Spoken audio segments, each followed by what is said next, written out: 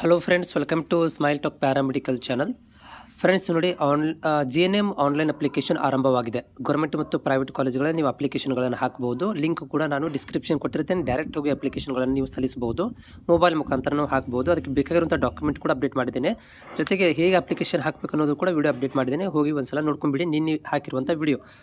So ಈ ವಿಡಿಯೋದಲ್ಲಿ ಏನು ಮಾಹಿತಿ ಕೊಡ್ತಿದ್ದೇನೆ ಅಂತಂದರೆ, ಏನೆಲ್ಲ ಟರ್ಮ್ ಕಂಡೀಷನ್ ಇರಬೇಕು, ಓಕೆ, ರೆಗ್ಯುಲೇಷನ್ಸ್, ರೂಲ್ಸ್ ರೆಗ್ಯುಲೇಷನ್ ಏನೆಲ್ಲ ಇರಬೇಕು ಅನ್ನೋದ್ರ ಬಗ್ಗೆ ಮಾಹಿತಿ ಕೊಡ್ತೇನೆ. ಸೊ ಏನಂತಂದರೆ ಇಲ್ಲಿ ಇದರ ಪ್ರಕಾರ, ಈ ಒಂದು ರೂಲ್ಸ್ ರೆಗ್ಯುಲೇಷನ್ಸ್ ಪ್ರಕಾರ ಏನಂದರೆ, ನಮ್ಮ ಅಪ್ಲಿಕೇಶನ್ಗಳನ್ನು ಹಾಕಲಿಕ್ಕೆ ನಿಮಗೆ ಕೊನೆ ದಿನಾಂಕ ಇರುವಂಥದ್ದು 20 ತಾರೀಕಿಂದ 26 ತಾರೀಕು ತನಕ ಒಂದು ಟೈಮನ್ನು ಕೊಟ್ಟಿದ್ದಾರೆ. ಆನ್ಲೈನ್ ಮುಖಾಂತರ ಅರ್ಜಿಗಳನ್ನು ಸಲ್ಲಿಸಬೇಕಾಗುತ್ತೆ. ಈ ಒಂದು ವೆಬ್ಸೈಟಿಗೆ ಹೋಗಿ ಅರ್ಜಿಗಳನ್ನು ಸಲ್ಲಿಸಬೇಕು. ಅರ್ಜಿ ಹಾಕಲಿಕ್ಕೆ 400 ರೂಪಾಯಿ, OBC ಮತ್ತು ಜನರಲ್ದವರಿಗೆ, SC ST ಮತ್ತು ಪ್ರವರ್ಗದವರಿಗೆ 250 ರೂಪಾಯಿ ಇದೆ. ಆನ್ಲೈನ್ ಮುಖಾಂತರ ಪೇಮೆಂಟ್ ಮಾಡಬೇಕು ಅಂತ ಹೇಳ್ತಾ ಇದ್ದಾರೆ. ಆಮೇಲೆ ಇದೇನಪ್ಪ ಅಂದ್ರೆ ಕಂಡೀಷನ್ಸು, ನೀವು SSLC marks card, PUC marks card ಮತ್ತು ಅಂಗವಿಕಲರಾಗಿದ್ದರೆ ಅದರದ್ದು ಒಂದು ಫಿಸಿಕಲ್ ಹ್ಯಾಂಡಿಕ್ಯಾಪ್ಟ್ ಸರ್ಟಿಫಿಕೇಟ್ ಇರಬೇಕು ಮತ್ತು ಜಾತಿ ಆದಾಯ ಪ್ರಮಾಣ ಪತ್ರ ಇರಬೇಕು. 1 ರಿಂದ 12ನೇ ತರಗತಿ PUC ಅಥವಾ 7 ವರ್ಷ ಕರ್ನಾಟಕದಲ್ಲಿ ವ್ಯಾಸಂಗ ಮಾಡಿದ್ದು ಪ್ರೂಫ್ ಇರಬೇಕು. 7 ವರ್ಷ ಕರ್ನಾಟಕದ ವ್ಯಾಸಂಗ ಮಾಡಿದ ಪ್ರೂಫ್ ಇರಬೇಕು. ಆಮೇಲೆ ಏನಪ್ಪ ಅಂತಂದರೆ ಇಲ್ಲಿ 10+2, ಓಕೆ, ಅಂದರೆ PUC ಪಾಸಾಗಿರಬೇಕು, 40% ತೊಗೊಂಡು ಪಾಸಾಗಿರಬೇಕು ಸೈನ್ಸ್ ಒಳಗಡೆ. Specially however science is probable, ಅಂದರೆ ಮೊದಲನೇ ಆದ್ಯತೆ ಸೈನ್ಸ್ದವ್ರಿಗೆ ಕೊಡ್ತೀವಿ ಅಂತ ಹೇಳ್ತಾ ಇದ್ದಾರೆ. ಆಮೇಲೆ 5% SC ST ರಿಲ್ಯಾಕ್ಸೇಷನ್, ಅಂದರೆ 40% OBC ಅವರಾಗಿದ್ದರೆ SC ST ದವರು 35%ಅಲ್ಲಿ ಪಾಸಾಗಿರಬೇಕು.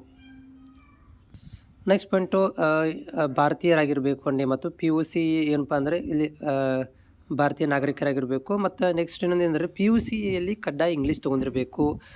ಆಮೇಲೆ ಏನಪ್ಪ ಅಂದರೆ 1 ರಿಂದ 12 ಮಿನಿಮಮ್ 7 ವರ್ಷ ಕರ್ನಾಟಕದಲ್ಲಿ ಸರ್ಕಾರದಿಂದ ಮಾನ್ಯತೆ ಪಡೆದ ಸಂಸ್ಥೆಯಲ್ಲಿ ವ್ಯಾಸಂಗ ಮಾಡಿರಬೇಕು. ಅಥವಾ PUC ಸಮಾನಾಂತರ ಇರುವಂಥದ್ದನ್ನು ಏನಪ್ಪ ಅಂದರೆ ಅವರ ಪೋಷಕರು ಕರ್ನಾಟಕದಲ್ಲಿ ವ್ಯಾಸಂಗ ಮಾಡಿರಬೇಕು. ಅಟ್ಲೀಸ್ಟ್ ಅವರವರು ವ್ಯಾಸಂಗ ಮಾಡಿರಬೇಕು ಕರ್ನಾಟಕದಲ್ಲಿ. ಆಮೇಲೆ ಹೊರನಾಡು ಗಡಿನಾಡು ಕನ್ನಡಿಗರು ಕೂಡ ಇಲ್ಲೇ ಒಂದು ಅಪ್ಲಿಕೇಶನ್ಗಳನ್ನು ಹಾಕ್ಬೋದು. ಅದು ಸರ್ಟಿಫಿಕೇಟ್ ವಾಪಸ್ಬೇಕಾಗತ್ತೆ. ಆಮೇಲೆ 3 ವರ್ಷದ್ದು, ಓಕೆ, ಶಿಕ್ಷಕಾಧಿಕಾರಿಗಳು ಏನು ತರಬೇತಿಯನ್ನು ಆಗಬೇಕಂತಂದರೆ ಅವರುಗಳು ಕೂಡ ಏನಪ್ಪ ಅಂತಂದರೆ ಇಲ್ಲಿ ANM ಆದರೂ ಕೂಡ ಟ್ರೈ ಮಾಡ್ಬೋದು. ಆಮೇಲೆ ಗರ್ಭಿಣಿಯರಿಗೆ ಇಲ್ಲಿ ಅವಕಾಶ ಇರೋದಿಲ್ಲ. ವಿವಾಹಿತ ಮಹಿಳೆಯರ ಅಭ್ಯರ್ಥಿಗಳು ಪತಿ ಆದಾಯ ಪ್ರಮಾಣ ಪತ್ರ, ನೋಡಿರಿ, ಮದುವೆ ಆದರೂ ಕೂಡ ಪತಿ ಆದಾಯ ಪ್ರಮಾಣ ಪತ್ರವನ್ನು ಸಲ್ಲಿಸಬೇಕಾಗತ್ತೆ. ಆಮೇಲೆ ಅಂಗವಿಕಲರಿಗೆ ಏನಪ್ಪ ಅಂದರೆ 40 ರಿಂದ 50% ಇರಬೇಕು, ಅದು ಅಂಗವಿಕಲತೆ ಇರಬೇಕು. ಆಮೇಲೆ ಭಾರತ್ ಇನ್ಸ್ಟಿಟ್ಯೂಟಲ್ಲಿ ಯಾರು ಓಪನ್ ಸ್ಕೂಲಿಂಗಲ್ಲಿ ಅಧ್ಯಯನ ಮಾಡಿ ಅವರು ಕೂಡ ಇಲ್ಲಿ ಅರ್ಜಿಗಳನ್ನು ಹಾಕ್ಬೋದು. ಆಮೇಲೆ ತರಬೇತಿ ಅವಧಿಯಲ್ಲಿ 3 ವರ್ಷ ತರಬೇತಿ ಅವಧಿಯಲ್ಲಿ ಆಯ್ಕೆಯಾಗಿರುವಂಥವರು ಮಾತ್ರ, ಓಕೆ, ಏನೋ ಅಂದರೆ ಇಲ್ಲಿ ತರಬೇತಿ ಅವಧಿಯಲ್ಲಿ 3 ವರ್ಷಗಳಾಗಿದ್ದು ಸರ್ಕಾರಿ ನಿಯಮಾನುಸಾರ ಶಿಕ್ಷಕ ಶಾಲೆಗಳಲ್ಲಿ, ಅಂದರೆ ಗೋರ್ಮೆಂಟ್ ಸ್ಕೂಲುಗಳಲ್ಲಿ ಏನಾದರೂ ನೀವು ಸೆಲೆಕ್ಟ್ ಆಗಿದ್ದರೆ ನಿಮಗೆ ಮಾತ್ರ ಶಿಷ್ಯ ವೇತನ ಸಿಗುತ್ತೆ. ಅಂದರೆ ಗೋರ್ಮೆಂಟ್ ಕಾಲೇಜುಗಳಲ್ಲಿ ಅಡ್ಮಿಷನ್ಗೆ ಯಾರಾಗಿರ್ತಾರಲ್ಲ ಅವ್ರಿಗೆ ಅಷ್ಟೇ ಏನಪ್ಪ ಅಂತಂದರೆ ಪ್ರತಿ ತಿಂಗಳು ಸ್ಕಾಲರ್ಶಿಪ್ ಸಿಗುತ್ತೆ. ನೆಕ್ಸ್ಟ್ ಇಲ್ಲಿ ಹೈದರಾಬಾದ್ ಕರ್ನಾಟಕ ನಿಮ್ಮಲ್ಲಿ ಇದ್ದರೆ ನೀವು ಕೂಡ ಎಲಿಜಿಬಿಲಿಟಿ ಪಡ್ಕೊತೀರಾ. ಇದ್ದರೆ ನೀವು ಅದನ್ನು ಸರ್ಟಿಫಿಕೇಟ್ ಹಚ್ಚಬೇಕಾಗತ್ತೆ. ಮತ್ತು ಇನ್ನಿತರೆ ಮೀಸಲಾತಿ ಏನಂದರೆ ಇಲ್ಲಿ ಯಾರಾದರೂ ಅಭ್ಯರ್ಥಿಗಳು ಶಿಕ್ಷಕ ಶಾಲೆಯಲ್ಲಿ ಒಟ್ಟು ತರಬೇತಿ ಸಂಸ್ಥೆಗಳ 5+ ಸೀಟುಗಳು ಪುರುಷರಿಗೆ, ಸ್ಪೆಷಲಿ ಬಾಯ್ಸಿಗೆ ಕೂಡ 5% ಸೀಟ್ ರಿಸರ್ವ್ ಮಾಡಿರ್ತಾರೆ. ರಿಮೈನಿಂಗ್ ಸೀಟ್ಗಳನ್ನು ಏನಪ್ಪ ಅಂದರೆ ಗರ್ಲ್ಸಿಗೆ ಕೊಡ್ತಾರೆ. ಮಾಜಿ ಸೈನಿಕರು ಕೂಡ ಇಲ್ಲಿ 10% ಕೋಟಾದಲ್ಲಿ ಅಪ್ಲೈ ಮಾಡ್ಕೋಬೋದು. ಆಮೇಲೆ ಮತ್ತೇನಪ್ಪ ಅಂತಂದರೆ ಇಲ್ಲಿ ಆಂಗ್ಲೋ ಇಂಡಿಯನ್ ಸಮುದಾಯಕ್ಕೆ ಸೇರಿದವರು ಕೂಡ ಟ್ರೈ ಮಾಡುವ, ಅವ್ರ ಸರ್ಟಿಫಿಕೇಟ್ ಇರಬೇಕು. ಆಮೇಲೆ ಮಹಿಳಾ ಅಭ್ಯರ್ಥಿಗಳಿಗೆ ಸರ್ಕಾರದಿಂದ ಶಿಕ್ಷಕ ಶಾಲೆಗಳಲ್ಲಿ ಆಯಾ ವರ್ಗಕ್ಕೆ ತಕ್ಕಂತೆ ಎಲ್ಲ ವರ್ಗಕ್ಕೆ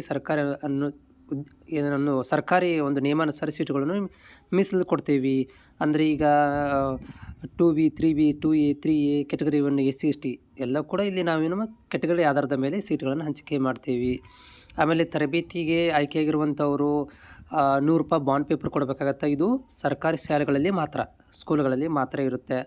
ಆಮೇಲೆ ಸರ್ಕಾರಿ ಕೋಟಾದಿಂದ ಖಾಸಗಿದಲ್ಲಿ ಪರಿಶಿಷ್ಟ ಜಾತಿ, ಪರಿಶಿಷ್ಟ ಪಂಗಡದವರು ಏನಾದರೂ ಮತ್ತು ಹಿಂದುಳಿದ ಅಲ್ಪಸಂಖ್ಯಾತರು ಸಮುದಾಯದವರು ಹೋಗಿದ್ದರೆ ಅವರು ಇಲಾಖೆಯಿಂದ ಶಿಷ್ಯ ವೇತನ ಪಡಿಬಹುದು.